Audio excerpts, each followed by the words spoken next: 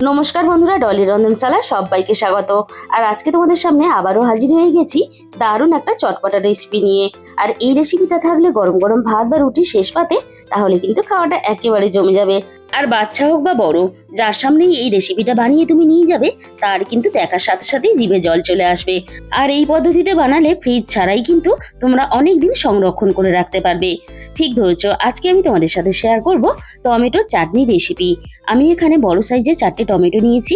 আর টমেটোগুলো বেশ এরকম লাল লাল দেখে নেবে, তাহলে চাটনির কালারটা বেশ টুকটুকে লাল হবে। আর বাজারে এরকম লম্বা লম্বা যে টমেটোগুলো পাওয়া যায় সেগুলো নেওয়ার চেষ্টা করবে। এই টমেটোর মধ্যে কিন্তু দানার পরিমাণটা খুবই কম থাকে। আর টমেটোর পিছনটা অল্প একটু বাদ দিয়ে আমি টমেটোগুলো 2 পিস টুকরো করে কেটে নিয়েছি। খুব বেশি ছোট করার দরকার নেই। এবার আমি মিক্সিং জারের মধ্যে অল্প অল্প করে টমেটো দিয়ে টমেটোগুলো খুব ভালোভাবে পেস্ট বানিয়ে নেব জল ছাড়া। সবগুলো টমেটো আমি ঠিক একইভাবে পেস্ট করে একটা বাটির মধ্যে ঢেলে নিলাম। আর দেখো, টমেটোগুলো ঠিক এরকম জল ছাড়া সুন্দর করে পেস্ট করে নিতে হবে। টমেটোর মধ্যে কিন্তু এক ফোঁটাও জল ব্যবহার করলে হবে না, তাহলে রেসিপিটা কিন্তু ঠিকঠাকভাবে বানাতে পারবে না। আর আমি আজকে টমেটো টক মিষ্টি চাটনি বানাবো, তাই কিন্তু এখানে অল্প একটু তেঁতুল নিয়ে নিয়েছি। আর টমেটোর পরিমাণ বুঝে কিন্তু তেঁতুলটাকে চাটনির মধ্যে ব্যবহার করতে হবে। এবার আমি অল্প একটু জল দিয়ে তেঁতুলটাকে খুব ভালোভাবে গুলে নেব।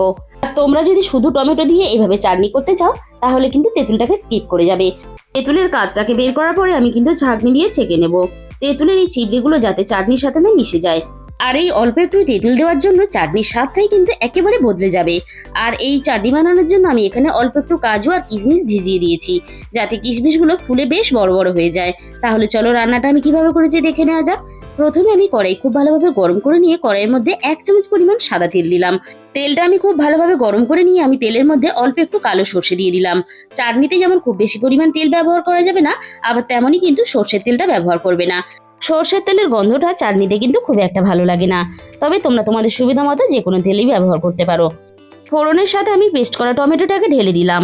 এবার আমি একটু সময় নিয়ে গ্যাসের ফ্লেমটা একেবারে লোতে রেখে টমেটোটাকে এভাবে কষাতে থাকবো একটু সময় নিয়ে। আর টমেটো কষানোর সাথে সাথে দেখো, টমেটো থেকে কিন্তু প্রচুর পরিমাণে জল ছাড়তে শুরু করে দিয়েছে। এই জলটাকে কিন্তু আমাদের পুরোপুরি টানিয়ে নিতে হবে। টমেটোটা ঠিক এরকম আমাদের শুকনো শুকনো করে কষিয়ে নিতে হবে। আর এইভাবে একটু কষিয়ে নিলে তাহলে টমেটোর কাঁচা গন্ধটাও চলে যাবে। এবার আমি টমেটোর মধ্যে স্বাদ মতো লবণ দিয়ে দিলাম। আর দিয়ে দেবো অল্প একটু হলুদের গুঁড়ো। আর চাটনির মধ্যে কিন্তু খুব বেশি পরিমাণ হলুদের গুঁড়ো ব্যবহার করবে না, তাহলে চাটনির কালারটা চেঞ্জ হয়ে যাবে আর চাটনিটা কিন্তু দেখতে ভালো লাগবে না। লবণ আর হলুদটা আমি টমেটোর সাথে নাড়াচাড়া করে মিশিয়ে নিলাম। এবার আমি দিয়ে দেবো স্বাদ মতো চিনি। তোমরা যে যেমন মিষ্টি খেতে চাও সেই হিসাব করে চিনি দেবে। গ্যাসের ফ্লেমটা লোতে রেখে আমি টমেটো আর চিনি একসাথে আবারও নাড়াচাড়া করে খুব ভালোভাবে কষাতে থাকবো।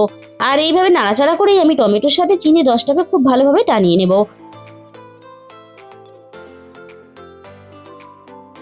মিনিট 3-4 মতো আমি খুব ভালোভাবে রান্নাটা করে নিয়েছি। এবার আমি এখানে ভিজিয়ে রাখা কাজু আর কিশমিশটা দিয়ে দিলাম। আর কাজু কিশমিশটা কিন্তু পুরোটাই অপশনাল, তবে খাওয়ার সময় মুখে পড়লে তাহলে কিন্তু খেতে বেশ ভালো লাগে। কাজু কিশমিশটাকে আমি নাড়াচাড়া করে খুব ভালোভাবে মিশিয়ে নিলাম। এবার আমি তেঁতুল গোলা জলটাকে দিয়ে দেব। আর অল্প একটু তেঁতুল গোলা জল দেওয়ার জন্য, তাহলে চাটনির স্বাদটাই কিন্তু একেবারে বদলে যাবে। আর এই চাটনির স্বাদ কিন্তু মুখে লেগে থাকার মতো হয়। তেঁতুলের সাথে যে আমি এক্সট্রা জলটা ব্যবহার করেছি সেটা কিন্তু এভাবে নাড়াচাড়া করে পুরোপুরি টানিয়ে নেব। আর চাটনির কালারটা কতটা দেখতে লোভনীয় হয়েছে সেটা কিন্তু তোমরা দেখেই বুঝতে পারছো। আর চাটনির মধ্যে দেখো বেশ শুকনো শুকনো ভাব চলে এসেছে। আর বন্ধুরা, এইভাবে তোমরা একদিন হলেও চাটনি বানিয়ে খেয়ে দেখো।